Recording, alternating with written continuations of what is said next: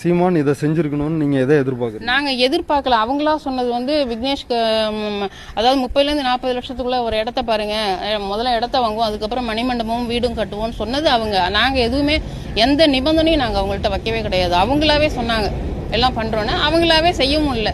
அது நாங்களும் அதோட விட்டுட்டோம். அது அம்மாவுக்கு வந்து கண்ணில் அறுவை சிகிச்சை, பண உதவி வேணும், இப்படிலாம் தவறான பதிவுகள்லாம் போட்டு இப்போ எங்களை விக்னேஷனுடைய பெற்றோரை நாங்கள் பார்த்துக்குறோம் அப்படின்னு சொல்லி இளைஞர்களுக்கு பணம் பறிக்கிறது வந்து எங்களுக்கு பிடிக்காத ஒன்று. அதனால நாங்கள் அதை அருவருப்பாக இருந்து வெளியில் வந்துட்டோம். நாங்கள் பார்த்துக்க எங்களுக்கு தெரியும் இந்த நாட்டில் வந்து எங்களால் ஆன பங்களிப்பு இந்த சமூகத்துக்கு ஏதாவது செய்ய முடியுமா அப்படிங்கிறத நாங்கள் தினமும் யோசிக்கிறோம். நீங்கள் அவரோட சேர்ந்து பயணிச்சுட்டு இருக்கிற காலங்கள்லேயே இந்த மாதிரிலாம் நடந்துச்சு. ஆமாம், பண வசூலில் ஈடுபட்டாங்க. ஆமாம் ஆமாம். இப்போ இப்படி பண வசூலில் ஈடுபடுறாங்கன்றது உங்களுக்கு எப்படிமா தெரிய வருது?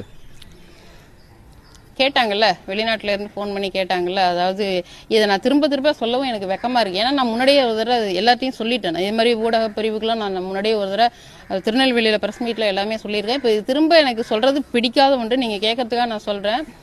வெளிநாட்டிலேருந்து கேட்டாங்க, அம்மா வந்து தம்பி இறந்து கொஞ்ச நாள் தான் ஆகுது, அதுக்குள்ளே உங்களுக்கு கண்ணில் அறுவை சிகிச்சைன்னு சொல்லி கேள்விப்பட்டோம், என்ன பண்ணுது, எந்த டாக்டர்கிட்ட காமிக்கிறீங்க, பண உதவி கேட்டிருக்காங்களே அப்படின்னு. அப்போ வந்து எனக்கு ரொம்ப பிள்ளையை இழந்த வேதனையை விட இது மிகுந்த வேதனையை கொடுத்தது. நம்ம மருத்துவமனைக்கே போகல, கண்ணில் பிரச்சனை இருக்கிறது உண்மைதான். ஆனால் அதுக்காக மருத்துவமனைக்கு போகாமலேயே வந்து எனக்கு அறுவை சிகிச்சைன்னு யார் முடிவு பண்ணது அப்படின்னு